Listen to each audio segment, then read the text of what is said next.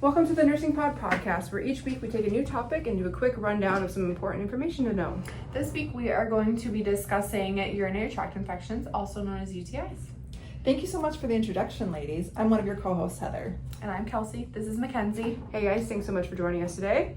So Kelsey, can you tell everyone what exactly a urinary tract infection is? Yes, I can. A UTI is an infection that takes place anywhere in the urinary tract system. It includes structures like the kidneys, the bladder, the ureters, and the urethra.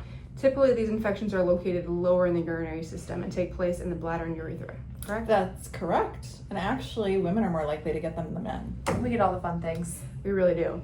And the reason for that is simply because our anatomy is so different from men. So the distance from where the bacteria travel from outside of the body to inside of the body is just so much shorter in women than it is for men. The shorter the road, the easier the journey.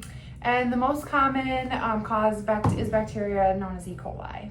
Yikes, that's a tough one. Explains why they're so uncomfortable. Heather, do you want to share what other risk factors are for UTIs? Sure. The other risk factors associated with UTIs, other than being a woman, of course, are indwelling Foley catheters, poor hygiene, frequent pelvic exams, not peeing after intercourse, the use of diaphragms, and condoms with spermicidal lube.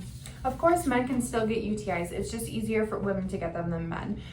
Some comorbidities associated with the risk of getting UTIs are immunosuppression and diabetes.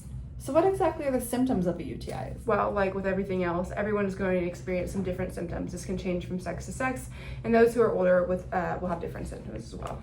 And also depending on what kind of UTIs, the common symptoms are dysuria, pain while urinating, feeling of frequency, and urgency as well. If the UTI is classified as urethritis, which is an inflammation of the urethra, there may also be some urethral discharge. Or if the UTI is classified as cystitis, which refers to inflammation of the bladder, you're more likely to experience hematuria, bloody urine, which is bloody urine, or suprapubic pain. It could also be pyelonephritis, which is an infection in the kidneys. With this, you will experience flank pain, back pain, chills, and fever. Yeah, UTIs are not a lot of fun. I don't want to forget to mention that the older patient may also experience some completely different symptoms that if you didn't know any better, you probably wouldn't link it to a UTI. Yes, the elderly patient is more likely to experience a new onset of confusion, lethargy, incontinence, and they also wouldn't necessarily have a fever. That makes it really easy for people to overlook these symptoms in the elderly. Exactly, which is kind of scary considering they are also more likely to go septic from them. Oof, that's a tough one. But luckily enough, if they're caught on time, there's a lot of different treatment options available. We are able to diagnose them with something called a urinalysis.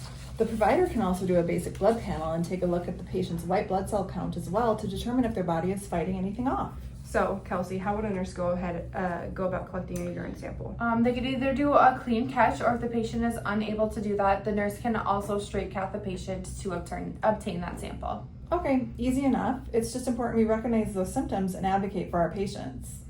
Mackenzie, you mentioned there's a lot of different treatment options for patients with UTIs. There's several different antibiotics that the patient can take to help clear up the infection. They can also be prescribed some non-opioid pain medications to help with the discomfort.